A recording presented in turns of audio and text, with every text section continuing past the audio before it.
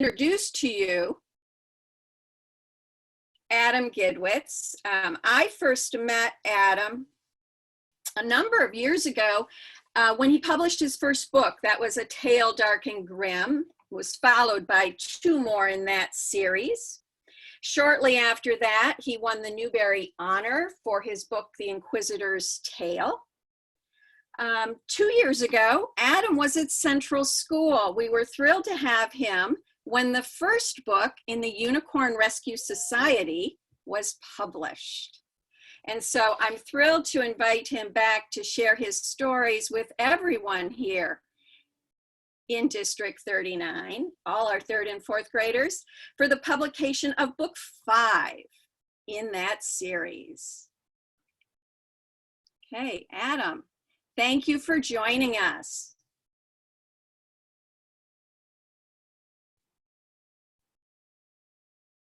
Okay, Tony, you need to unmute. Adam, please. Okay, that's great. I am now unmuted. Yes, I felt like I was back in 3rd or 4th grade myself, not allowed to talk. Hi, Mrs. Dykeman. Hello, everyone from Wilmette and the 3rd and 4th graders, maybe your parents. I'm very honored to be talking to you guys today. I give a lot of talks in schools, and I've started giving a lot of talks on Zoom, but I will tell you right now, I have never spoken to 375 participants at one time on Zoom. That's pretty cool. So I'm excited to talk to you guys. So I would also like to say thank you to the Bookstore. You guys probably all know the Bookstore. It's the bookstore in your community. A lot of people, when you have a great bookstore like the Bookstore, don't know how lucky and special that is. A lot of places around the country don't have any good bookstores nearby. And very few places have a bookstore as good as the Bookstore nearby. So it's a tough time for bookstores right now. It's a tough time for all of us. You know, most of us are stuck in our houses. If you can support the Bookstore by buying a book, one of mine or another one, that would be amazing, because you are one of the luckiest communities in the whole country that you have a store like the Bookstore near you. All right, I'm going to talk a little bit about my books. How does that sound? Linda, can I get into it? Sure, jump right in. All right, thanks. I'm going to share my screen, everybody. So hopefully this looks okay for you. We're going to do this and this. Okay, share. And can you all see that? Can you see my books? I hope you can. Okay, yes. So these are my books. My name is Adam Gidwitz. I'm the author of all of these. I'm going to tell you a little about all of them, and then I'm going to get into the Unicorn Rescue Society specifically. So, A Tale Dark and Grim, In a Glass Grimly, The Grim Conclusion. Mrs. Dykeman was talking about those. These books, these are the paperbacks. This is the ones you're likely to see. These books are based on Grimm's fairy tales. Now, a lot of people think of fairy tales as cute and sweet stories for little kids. The real Grimm fairy tales were not like that. They were quite dark and scary, and sometimes bloody. In other words, they were awesome. So if you like stories that are scary and dark and bloody, you might like these books. I'll give you a little preview. In the first chapter of the first book, A Tale Dark and Grim, the 2 main characters, whose names are Hansel and Gretel, they get their heads cut off. They get put back on again, so they're fine.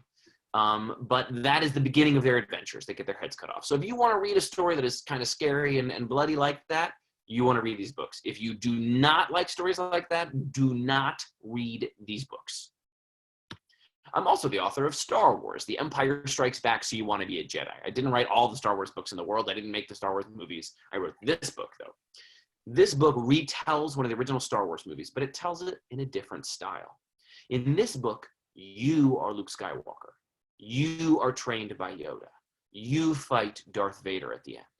And in between each chapter, there are Jedi training lessons where I teach you important Jedi skills like how to meditate, and how to meditate while standing on one foot, and how to meditate while standing on one foot while people throw dirty laundry at you, like this. Anyway, they're highly important Jedi skills. The book is fun. It's also great for quarantine. If you're stuck at home, you can get the book and then read the Jedi tests out loud with your family. And it's a great opportunity to throw dirty laundry at your dad. Okay. I'm also the author of The Inquisitors Tale, or The 3 Magical Children and Their Holy Dog. This is the book that won the Newbery Honor a couple of years ago. This is a higher reading level. So if you're a fourth grader who's a very strong reader, you might like this book. It's about 3 kids, each who has magical powers. They live in the Middle Ages, and they're being chased by knights and monks and by the King of France. And they have crazy adventures that are based on medieval legends, including they get lost in a haunted forest. They get trapped in quicksand.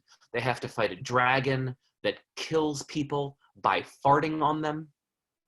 Yes, there is a dragon with deadly farts in this book. So if you like adventure stories, if you're a really good reader, and if you want to read about a dragon with deadly farts, The Inquisitor's Tale is for you. But let me tell you a little bit about myself before I get into my most current book series. So that's me today. Does it kind of look like me? My hair looks much worse now. You can't go to a barber these days, and so, well, that's what's happening. But this was me when I was in the 7th grade, when my hair looked awesome. When I was in the 7th grade, I had an author come to my school and speak to me. And I have to say, I don't remember the name of the author. I don't remember any books that the author wrote. In fact, I don't remember anything the author said. Nothing, except for one thing. Somebody asked the author, "How do you know if you're a writer?" My ears perked up. I was curious. I didn't think I would be a writer when I grew up. I was pretty sure I'd be a professional basketball player. That did not work out. I don't know why. But the author thought about it for a minute. In fact, in those days, I was a major fan of the Chicago Bulls. Those were the days of Michael Jordan. And my family's all from Chicago. So I thought, am I a writer? Well, she thought about it. And she said, "How do you know if you're a writer?" She said, "Writers write." And I was like, duh, obviously. But then I thought about it. Maybe she got a point. Writers write. Well, do I write on my own? No. Do I write for fun? No. I mean, I write for school and stuff, but I didn't think that's what she meant. So I figured, okay, I am not a writer. And I decided on that day in 7th grade that I was not a writer and that I never would be. And I was sure of it. And every time I got an idea for a story, because everybody gets an idea sometimes, right? You're like looking out your window and you see an old lady walking down the street, and you think like, oh, what would happen if she turned humongous and attacked Wilmette with like her giant walker and started crushing people? That would be awesome. It would be awesome. But I would always write like a paragraph or two, and I'd always quit and be like, psh, who am I kidding? I know I'm not a writer. But I'm talking to you today. I just showed you all those books I've written. I think I've got 10 books out now. How did that happen? I think this is how. When I was a kid, we used to have these toys. They were called G.I. Joes. I don't know if you've heard of G.I. Joes. They were these little action figures with like masks and weapons and stuff. They were super cool. If you haven't heard of them, they're a little bit like, Barbies, right? They're like mini Barbies with weapons. That was cool. So I took these G.I. Joes, and I would always do the same thing. I would take one in each hand, and one was usually the cool kid from school, and the other one was me, not the coolest kid. And the cool kid would say something mean and funny to me, and all the other G.I. Joes would laugh at me. And then my G.I. Joe would say something awesome and hilarious back to the cool kid, and all the other G.I. Joes would go, "Oh, burn," because I dissed him, and I would feel good about myself. Now, it's not always easy to think if it could come back to the cool kid, so sometimes he would say something mean and funny to me, and I would just beat him up, like, with the G.I. Joes. Anyway. The other thing I like to do as a kid was I had a basketball hoop on my driveway, and I was very lucky because it was a super cool basketball hoop. It could go up to 10 feet, or I could put it way down to like 6 feet. And I would, and I really wanted to get good at basketball now. I should have left up at 10 and just practiced my jump shot. But I thought it was much more fun to pretend to be good at basketball. So I'd put it down to 6 feet, and I would dunk and shoot 3-pointers and take fadeaways. And the whole time I would talk to myself and tell myself these stories about me making the NBA, what team I would be on, winning the championship. Hours a day used to do this.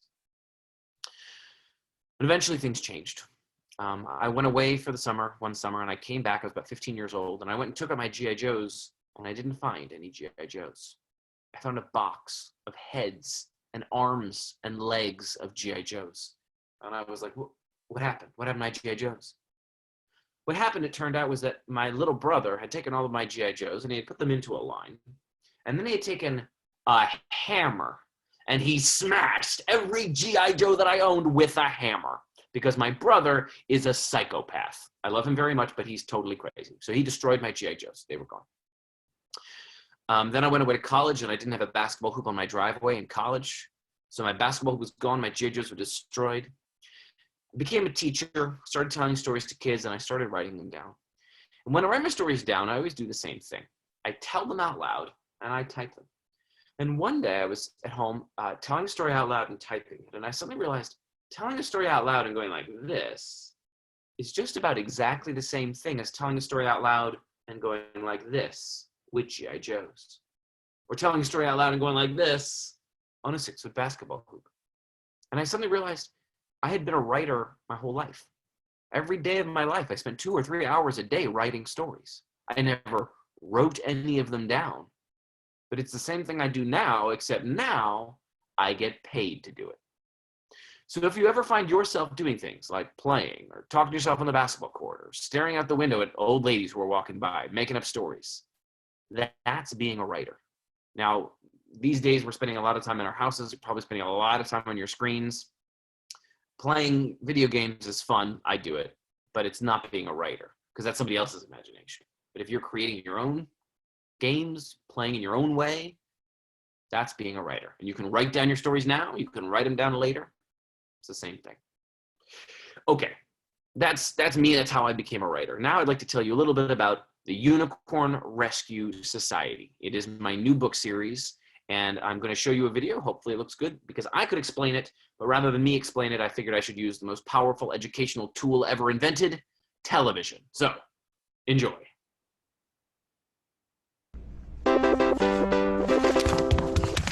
Good afternoon. My name is Elliot Eisner. And I'm Uchenna Devereaux. We're here today to tell you about the Unicorn Rescue Society. Jersey, I can't see. And that's Jersey. He's a Jersey Devil. Cut. The Unicorn Rescue Society is a secret organization that protects animals from danger. But not just any animals, the animals that most people don't believe exist, even though they really do. Animals like Sasquatches, dragons, sphinxes, chupacabras, dragons. You already did dragons. Because dragons are awesome. Cut. The Unicorn Rescue Society was founded by Professor Fauna, who has spent his whole life learning everything there is to know about every mythical creature. He has made friends around the world and learned the legends of every culture. And he really likes unicorns. Like a lot. Even though he hasn't found one yet. Oh no, the camera! Unicorn Rescue Society, helping the mythical creatures be free. We've got a Jersey Devil who's cute and blue. But he could eat your four breakfast if he wanted to. 1, 2, 3, 4. 1, cut. 2, 3. Professor Fauna used to work alone. That is, until he met us. Because we found Jersey on a school trip, and he followed us home, and then he got lost. But then we rescued him from the evil Schmoke Brothers. And so the professor asked us to join him and keep mythical creatures safe from danger. In conclusion, the Unicorn Rescue Society is a fun and educational after-school activity. Wait, who is this video even for? We're a secret society. We're recording it for posterity. Who is posterity? Children, there you are. We must go at once. The Loch Ness Monster needs our help. Right now? Yes! We're filming a video. The video films can wait. Quickly, to the aeroplane. Unicorn Rescue Society. Coming!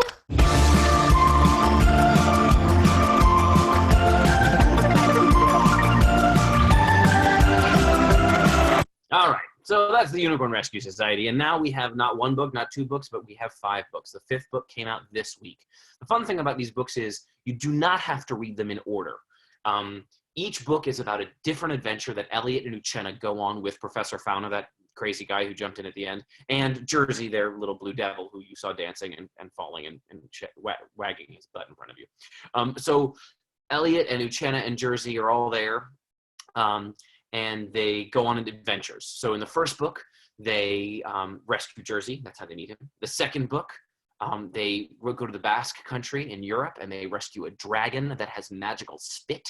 The third book, they rescue Sasquatch. The fourth book, they rescue a chupacabra. You guys know what chupacabras are? Those little, like, hairless dogs that are supposed to suck the blood out of animals. And then the fifth book just came out on Tuesday. It's called The Madre de Aguas of Cuba, and it takes place in Cuba, and it is about that huge and terrifying sea serpent. Adam, I'm going to interrupt just a moment for benefit of our audience. Hold your thought. Boys and girls, there is a lag in terms of what we're seeing on the screen. So what's on the screen is the very end of that video that you heard the audio. There's a little bit of a disconnect. So Adam, just so you know, we're now seeing the very tail end of the video. Okay. With the 5 book covers now coming up. Okay. I'm going to restart the share so that stops. Sorry about that. Thank you, everybody. No, that's okay. Sorry for that. Just to let you know where we were. 1 second. Yes, I appreciate it. I'm going to share again without that video stuff now, and hopefully it'll get a little bit better. Did that just start during the video, or was it the whole time? It was a little bit before that. This is fine.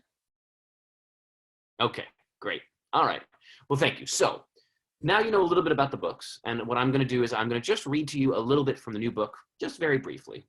If you enjoyed the video, or if you wished you could actually like see it properly, if the sound and the video is totally off, they're all on YouTube. We have like 5 or 6 training videos. If you go onto YouTube and you search Unicorn Rescue Society, you will see 5 or 6 videos starring Elliot and Uchenna and Jersey. Okay, I'm going to read you a very short passage from the book that just came out, Madre de Aguas of Cuba. Elliot and Uchenna and Professor Fauna are in a small airplane with Jersey and their new friend Ioannis, and they are on their way to Cuba to find out what has happened to this missing sea serpent, the Madre de Aguas.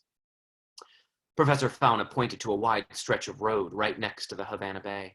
Waves crashed up on the black rocks, spraying pedestrians who were walking beside a stone seawall. What about landing there? He said.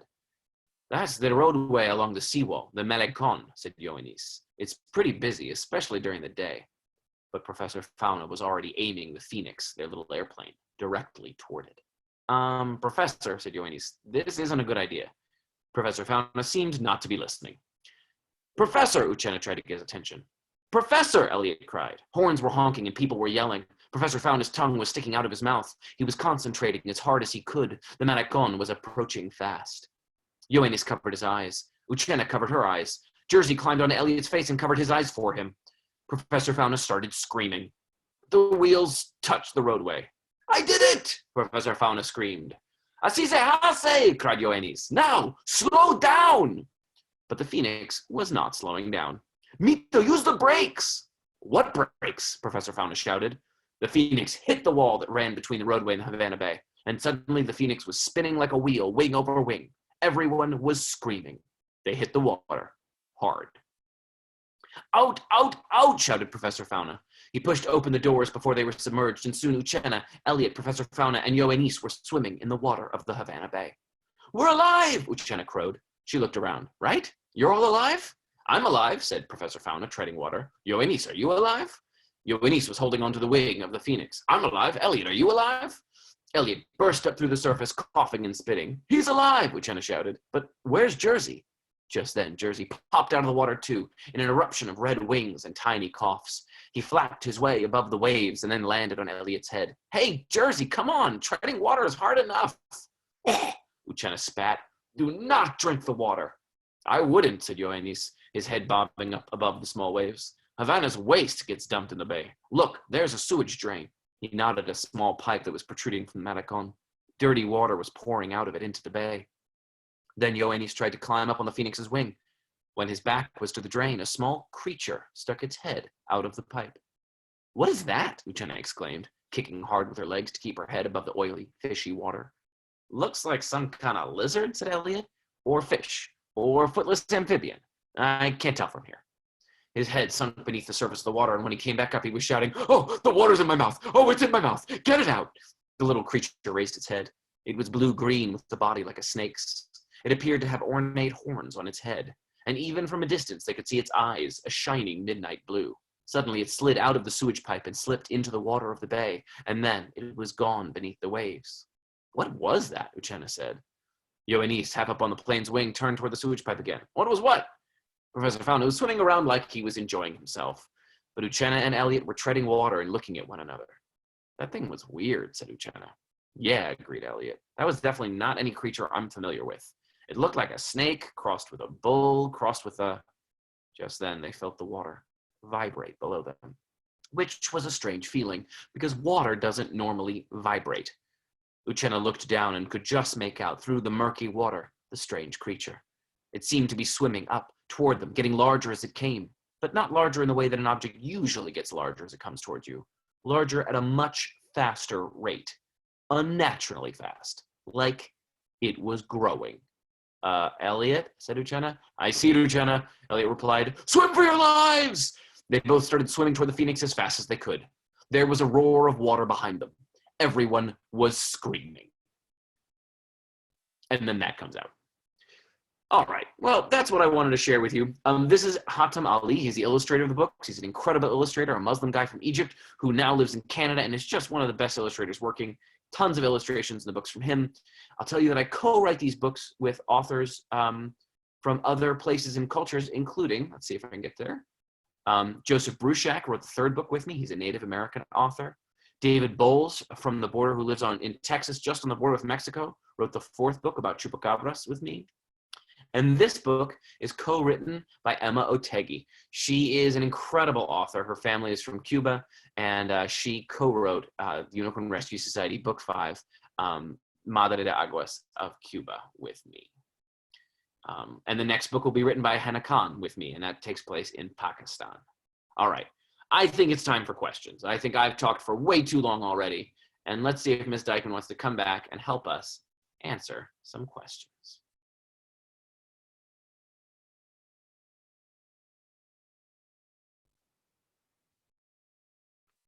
Okay. Hi, Ms. Dykeman, you are muted. 1 second. Okay. We'll just say hello to each other. There we go. Now I'm unmuted. So third and fourth graders, you did an amazing job coming up with fascinating questions for Mr. Gidwitz. So let me start with a question from Anna Lee at Central School. She wondered, after this series of the Unicorn Rescue Society, would you start a different series? Good question. I will definitely start another series at some point. I think the next book I'm going to write is probably not going to be a series. It's probably going to be a standalone book, like the Inquisitors Tale was.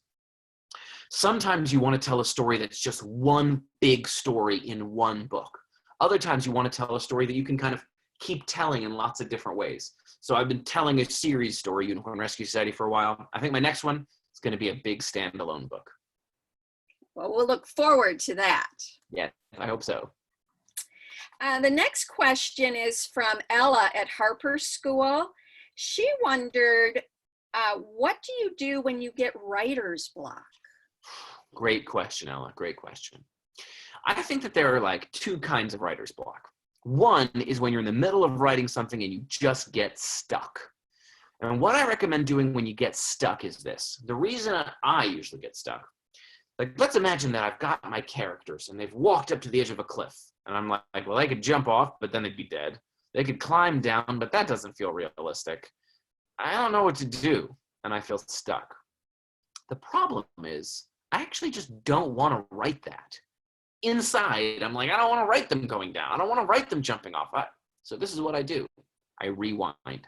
I have the characters go, get away from the cliff like they were never there, and I have them go do something different, go somewhere else. So the one thing is, if you're stuck in the middle, it's usually because you actually don't want to write the next part. Don't write it. Writing is supposed to be fun. So write what you want to write. Just change where the characters were. That's the first kind.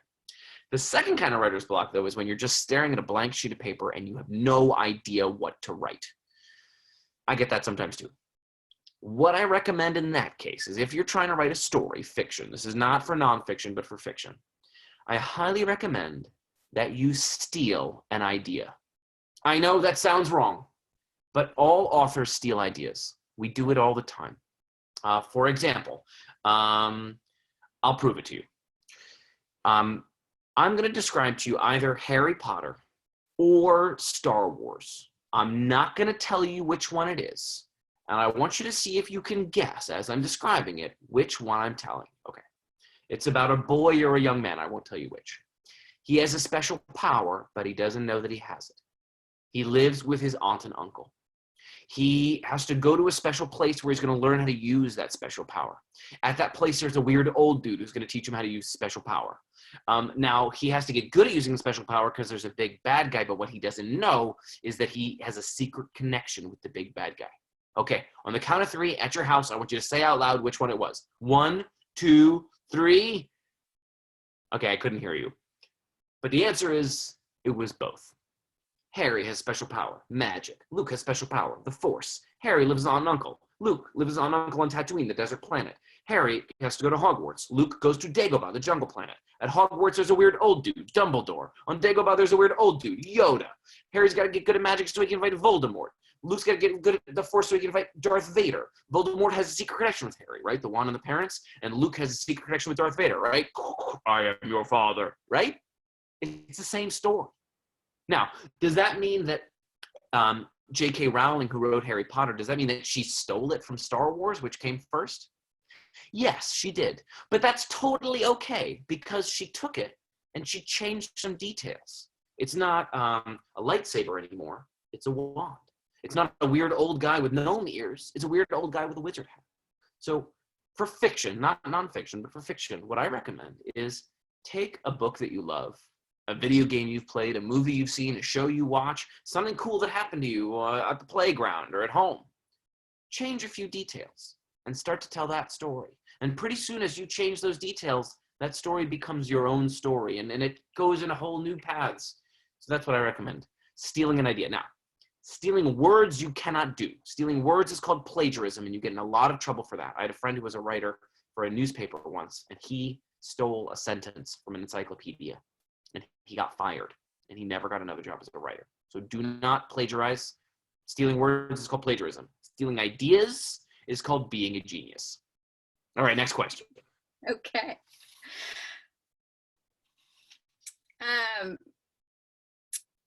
From Nate at Central School. How do you create characters that seem real and not too glossy and clean? So this kind of goes off now of your idea. What a great question. This is what I do. I like to give my characters some kind of personal problem. When you give them a personal, everyday kind of problem, it makes your readers like them right away. I'll give you an example. If I created a character whose name was Chip, and Chip was like really handsome and had like great hair and great teeth and a great car and great clothes and was great at everything, you'd hate that guy. You'd be like, ugh, I hate Chip. Even if he was really nice. It's like, I'm nice to animals and kids and charity. I'm so good at charity. You'd be like, ugh. But if I told you that every day when Chip went home, his dad put him down for every little thing that he did, made him feel bad about every little thing he did, you might not start to like Chip, but you'd start to care about him. So I like to give my characters some kind of personal problem that makes the readers care about them, and it makes it not too glossy and really gets the readers invested. Great question, a writer's question right there. Okay. From Peyton at Mackenzie School, what is the book you are most proud of? It's hard to choose one. You know, you work on these books for years. I worked on the Madre de Aguas book for over a year. I worked on my Grimm books for 2 years sometimes. I worked on the Inquisitors Tale for 6 years. When you spend that much time with one book, you love it like a child. And so if you ask your parents like who your favorite child is, they won't tell you. They have one, but they won't. No, I'm just kidding. They can't choose because they're so invested in you. They love you so much. So I can't really choose one that I'm most proud of, though the most work went into the Inquisitor's Tale of all my books. And so I'm certainly very proud of all the work I did, researching the Middle Ages and making that book work as it is. Well, and it is a wonderful book. So for you that are rising fifth graders, almost fifth graders, keep that one on your to-read list. Lauren at Harper School, she wondered, what do you enjoy most about your career? And what are some struggles that you may have had? Wow, what a great question. Okay, two things. Struggles and what do I enjoy most? I'll say it's the same thing. The best thing about being a writer is that no one tells you what to do. I gotta admit, when I was in school, I was not very good at listening to instructions. I was usually the kid who was lying on the floor and rolling around in the middle of a lecture. I mean, that was in 8th grade, so I probably shouldn't have been doing that at that point. I liked to throw things in class. I loved to make jokes. I spent most of my days in middle school in the principal's office. Now that I'm a writer, no one tells me what to do. I wake up in the morning. Once I get my daughter off to school, my day is mine. And I think, what stories do I want to tell today? Well, how do I want to imagine? How do I want to make my readers feel? Do I want to make them laugh, or do I want to scare their pants off? Do I want to make them like giggle? Do I want to make them cry? Anything I want, I can do it.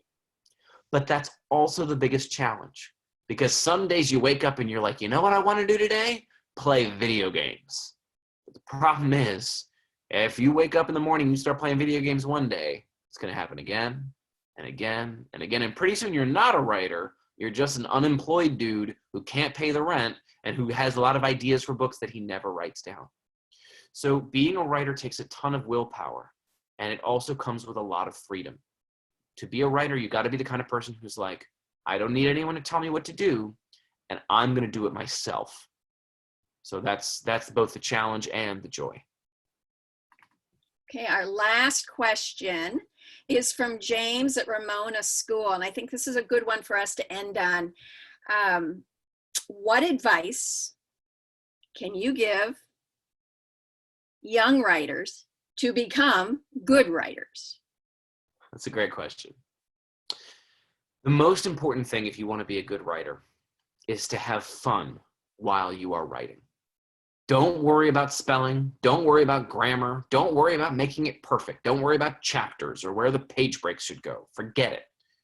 The more fun you have while you're writing, the more fun someone will have reading your writing. Now, eventually, especially when you get older, you're going to have to go back and revise it again to make sure that it's good enough for other people to read. But the more fun you have when you write, the more creative your writing is, the funnier it is, the scarier it is, and the more you'll do it because you're having fun. And the more you write, the better at it you get. So just have as much fun as you can, forget everything else, and that is the path to becoming a great writer. Mr. Gidwitz, thank you from all of us for sharing your stories with us and for sharing your insights. This has just been a really special way for us to have an author visit in this virtual manner. So thank you for being willing to do that with us. To students, we have recorded this particular session, and we'll be posting it on the District 39 YouTube channel. So we will make sure that we post the link. I'm thinking some of my writers might really want to replay that Q&A that we just finished. There's some great advice there for all of us who are aspiring writers. So again, Adam, thank you so much. And thank you to all the students. Thank you, and thank you to the Bookstall. And please make sure that you go get either my books or somebody else's books to support the Bookstall. I wouldn't be here without them and in my career or on the Zoom. So thank you to them also. And great. Thank you so much. Have a nice day, everyone. Okay, bye.